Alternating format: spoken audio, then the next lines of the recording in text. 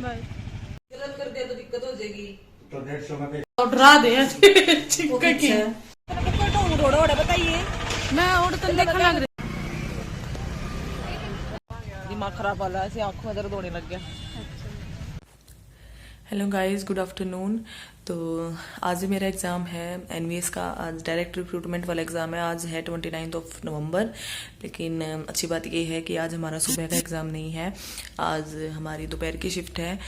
3 बजे से exam start है और 6 बजे तक एग्ज़ाम हो जाएगा। 3 घंटे का एग्ज़ाम है और वही हम 1:30 बजे चलेंगे यहाँ से, क्योंकि आधे घंटे का रास्ता है। आज मैं और मेरी बहन जाएंगे, क्योंकि स्कूटी पे जाएंगे आज हम, क्योंकि जो सेंटर है वो मेरी बहन का जो कॉलेज है ना, उसके पास वाला कॉलेज है, उसमें है। तो हमें रास्ता पता है, तो ऐसी कोई दिक्कत नहीं होगी जाने में। तो आज हम दोनों जाएंगे और आज मुझे लग रहा है भीड़ ज़्यादा मिलेगी, क्योंकि वो जो कि मुझे लग रहा है मिलेगी क्या, क्योंकि आज डायरेक्ट रिक्रूटमेंट है। तो ज़्यादा बच्चे हैं इसलिए 2 शिफ्ट की गई हैं। अगर कम बच्चे होते तो कल वाले की तरह एक ही शिफ्ट रखी जाती।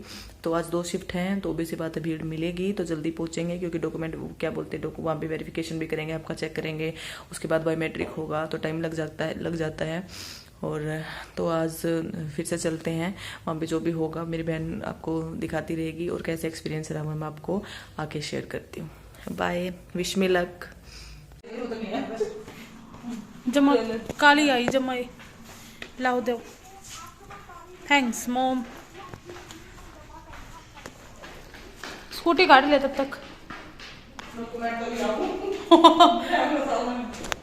तो अभी हम निकल चुके हैं पेपर के लिए और शांति निकेतन कॉलेज है उसके सामने लैब है, वहाँ पे इसका एग्ज़ाम है मेरी बहन का। हम जा रहे हैं और ये है ना वो है कम्युनिटी सेंटर है, मतलब रिजॉर्ट टाइप है। और ये लाइटिंग कितनी सुंदर लग रही है। यहाँ पे दोनों तरफ खेत है, मतलब खुला है, और इस साइड हमारा प्लाट भी है एक। और जो मैं शांति निकेतन कॉलेज है उसके साथ ही लगता मेरा भी कॉलेज है, मतलब 1 किले का ही फ़र्क होगा, सरस्वती कॉलेज। वहाँ से मैंने बीएड करी थी, मैं पहले भी आपको दिखा चुकी हूँ एक व्लॉग में।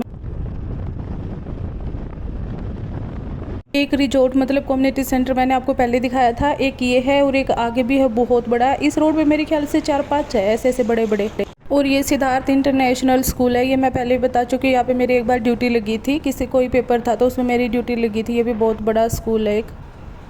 और ये रास्ता उमरा की तरफ जाता है, जहाँ मैं पहली बार स्कूल में लगी थी। और ये मेरे ख्याल से यहाँ पे स्कूल बन रहा है। और ये मैं 2-3 महीने पहले आई थी, तब भी इतना ही था और आज भी इतना ही है। और यहाँ पे अभी सुंदर सुंदर 2-3 घर आएंगे, मैं दिखाती हूँ आपको। ये देखिए, गांव में इतने सुंदर घर ना बहुत अच्छे लगते हैं। बड़ा बड़ा देखो, खुला खुला सा घर है, बहुत बड़ा, अच्छा लग रहा है ऐसे मेन रोड पे बड़ा सारा घर गांव में। और ये अभी जो कॉलेज आएगा ना, सरस्वती कॉलेज, ये मेरा कॉलेज है। ये यहाँ से मतलब मैंने यहाँ से बीएड करी है, तो ये है मेरा कॉलेज। और इससे आगे 1 किला चल के है ये शांति निकेतन कॉलेज, जहाँ पे इसका पेपर है। यहाँ पे तो दूर से इतनी भीड़ दिखाई दे रही है, बहुत ज़्यादा।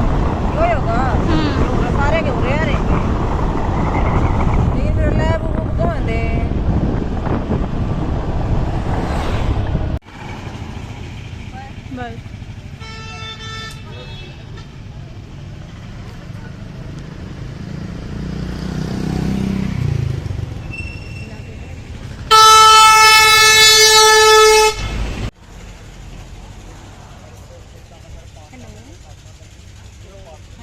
हाँ पहुँच गए हो गया।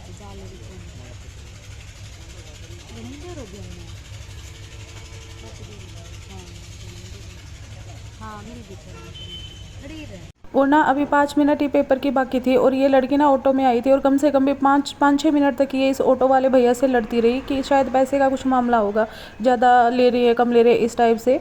5 मिनट तक यहाँ वेस्ट किए इसने। और फिर बोल देंगे बच्चे कि ना हमें तो अंदर ही नहीं जाने दिया। मतलब 5 मिनट बाकी थी, मैं रेनू यहाँ पे बात भी कर रहे थे कि ये देखो इसको अंदर जाना चाहिए। और रेनू यहाँ पे देख रही थी कि उसको अंदर जाने देते कि नहीं जाने देते। और भीड़ बहुत ज़्यादा थी, बहुत ही ज़्यादा भीड़ थी। मैं और रेनू, मुझे ये लड़की मिल गई थी, बहुत बहुत प्यारी लड़की थी ये। मैं और रेनू यहाँ पे ना कैंटीन थी, यहाँ से चेयर लेके यहाँ बाहर लगा ली थी। हम यहाँ बैठे रहे, बात करते रहे, क्योंकि ना मुझे अच्छी लग रही थी बात करने में। नॉर्मली मैं किसी से बात करती नहीं, ना मैं किसी से आगे से बोलती हूँ, मेरे से नहीं बोला जाता कि, लेकिन ये लड़की बहुत प्यारी थी। पेपर अच्छा हो गया, थोड़ा ठीक था, बढ़िया। मुझे लग रहा है वहीं आ जाओ जहाँ छोड़ के गए थे। ये तो मेरे को दिखी, वरना मैं ढूंढती रहती इधर उधर। मेरी लैब में नहीं थी, वो दूसरी लैब में थी।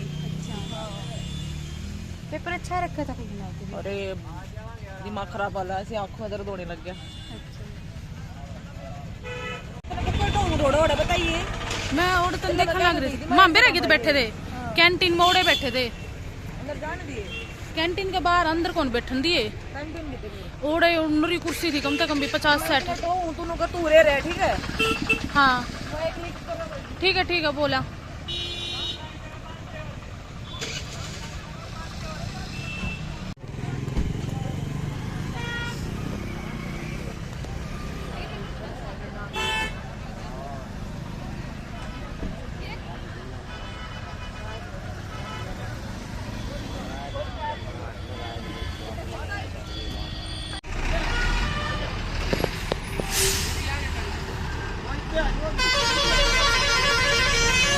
आज तो बहुत ज़्यादा भीड़ थी इस पेपर में। आप ये लगा लो कि आधे से ज़्यादा बच्चे तो पेपर देके जा भी चुके हैं और फिर भी यहाँ पे ये देख लो जाम लगा हुआ है आगे तक।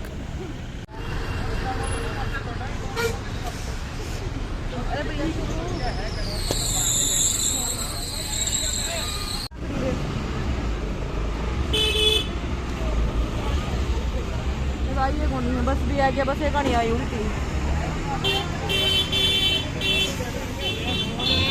और अभी रेनू और उनकी बहन ना बैठ चुके हैं बस में।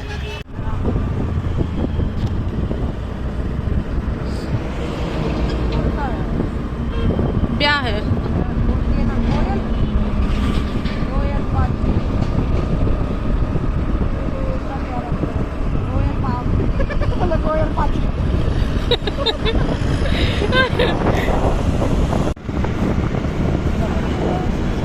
है मम्मी का तो नहीं आता है। क्या है? मम्मी का तो नहीं है ना, कंपनी का था। गलत कर दिया तो दिक्कत हो जाएगी। तो 150 में 140 मान लीजिए। 40 तो करके आई हूँ। सॉरी इतने ना 99 का टीचर बताया था ना, 99 तो 105 तक की कट ऑफ जाया अगर इसी ज्यादा से ज्यादा। बाकी अभी कैटेगरी पर डिपेंड कर रहा है, जनरल में हो, एससी में हो, एसटी में हो, कोई सवाल कुछ शहर भी लिखड़िया हुआ है, कभी तो तैयारी करता हो। लेकिन एक बार जो तो नहीं आ गया, मैं एवरेज कट दिया करे। लेने कितने हैं इसमें? वो मेरिट जाओ उस तो मेरा पापा तो डरा दे के चिंता कर दे डाउनलोड में जाऊंगी तो बैठे बैठे मत तो कौन थकी तो थोड़ी स्क्रीन में देख कर दे यो कर लो।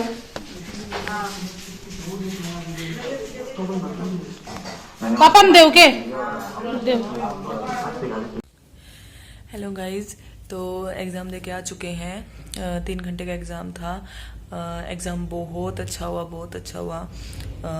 इजी नहीं था, मुश्किल था, क्योंकि पूरी की पूरी स्टेटमेंट्स उठा के ऐसे डाल रखी थी बुक से। मेरा टीजीटी एसएसटी से है, तो मतलब इतना डिटेलिंग से इन्होंने डाल रखा था ना, इतनी बड़ी बड़ी स्टेटमेंट से, तो इतने बड़े क्वेश्चंस थे कि आपको पढ़ने में इतना टाइम लग रहा था। 80 क्वेश्चन होते हैं सब्जेक्ट के इसमें, और उसमें बहुत ज़्यादा टाइम लगा, क्योंकि इतने कन्फ्यूजिंग ऑप्शंस होते हैं ना, ABCD, फिर CDA, फिर DCE, पता नहीं क्या क्या अलग तरीके से उन्होंने ऑप्शन दे रखे थे कि अब उनको मतलब अलग करना बहुत मुश्किल हो रहा था। बिल्कुल डिटेलिंग से पढ़ी हुई है मैंने, बुक बहुत डिटेलिंग से पढ़ी हुई है, लेकिन उसके बाद भी जब इतनी डिटेलिंग से क्वेश्चंस आते हैं तो प्रॉब्लम होती है, क्योंकि आप गलत नहीं कर सकते, नेगेटिव मार्किंग होती है। लेकिन बहुत लंबे क्वेश्चन थे। हिंदी इजी थी, हिंदी अच्छी थी। इंग्लिश इजी नहीं थी, क्योंकि उसमें सिनोनिम्स एंड एंटोनिम्स होते हैं, तो रेसिपी ग्रामर आती है, तो वो थोड़ा सा लेवल अच्छा था इंग्लिश का। हिंदी अच्छी थी, और सब्जेक्ट तो बहुत ही ज़्यादा मतलब ऐसा खतरनाक वाला दे रखा था ना, इतने लंबे क्वेश्चंस। मतलब आप मान लो 80 क्वेश्चंस में से कुछ 4 या 5 क्वेश्चंस ऐसे होंगे जो कि डायरेक्ट थे, मतलब छोटे वाले क्वेश्चन थे कि डायरेक्ट कि हाँ ये है तो इसका आंसर ये आएगा। बाकी सारे स्टेटमेंट क्वेश्चंस थे, आपको मतलब एनालिसिस करना था। ऐसे डायरेक्ट फैक्चुअल क्वेश्चंस नहीं पूछ रखे थे उन्होंने, खास करके पॉलिटी से कोई फैक्चुअल क्वेश्चंस नहीं थे। और इकोनॉमिक्स तो आई ही नहीं थी भाई साहब, पता नहीं क्या। और मैंने अब, क्योंकि मेरी इकोनॉमिक्स वीक है पर्सनली, क्योंकि मैंने इकोनॉमिक्स अपनी ग्रेजुएशन में भी नहीं करी, लेकिन इसमें करनी पड़ती क्योंकि ऑब्वियसली एसएसटी सब्जेक्ट है, इकोनॉमिक्स से कुछ नहीं आया, मैं करके गई थी इकोनॉमिक्स, सबकी बार वो आया ही नहीं इकोनॉमिक्स से। तो ओवरऑल सब्जेक्ट अच्छा आया हुआ था। हिंदी इजी थी, इंग्लिश का लेवल अच्छा था, और क्या बचा, सीडीपी इजी थी, सीटेट लेवल की सीडीपी थी, कोई दिक्कत नहीं थी। उसके बाद क्या रह गया, करंट अफेयर मतलब जीएस का भाई कुछ जीएस नहीं थी, सारा करंट अफेयर डाल रखा, 10 नंबर की जीएस आती, सारा का सारा करंट अफेयर था मतलब, और वो भी ऐसे वाला करंट अफेयर था, मैंने बहुत पढ़ा था करंट अफेयर, वही बात है ना। लेकिन करंट अफेयर का कि आप कितना ही पढ़ लो, कुछ पता नहीं होता कहाँ से आ जाए। 3 या 4 मंथ्स प्रायर का करना होता है, मैंने किया था, लेकिन कुछ अलग ही दे रखा था उन्होंने, लेकिन फिर भी कुछ कुछ था, मैंने किया, ज्यादा तुक्के नहीं लगाए। और जहाँ पे 2 ऑप्शंस में जहाँ डाउट होता है वहां पे तुक्का लगा देना चाहिए, जहाँ पे मतलब बिल्कुल थोड़ा सा आपको डाउट हो। जहाँ पे 4 के 4 आपको नहीं आते वहां पे तुक्के नहीं लगाने चाहिए, तो वहां पे मैंने तुक्के नहीं लगाए। और क्या बचा, हाँ रीजनिंग ईजी थी, बहुत ईजी थी रीजनिंग बहुत अच्छी थी, सीडीपी ईजी थी, हिंदी ईजी थी, जीएस ईजी नहीं था, और क्या बोलते इंग्लिश ईजी नहीं थी, सब्जेक्ट तो बिल्कुल भी ईजी नहीं था।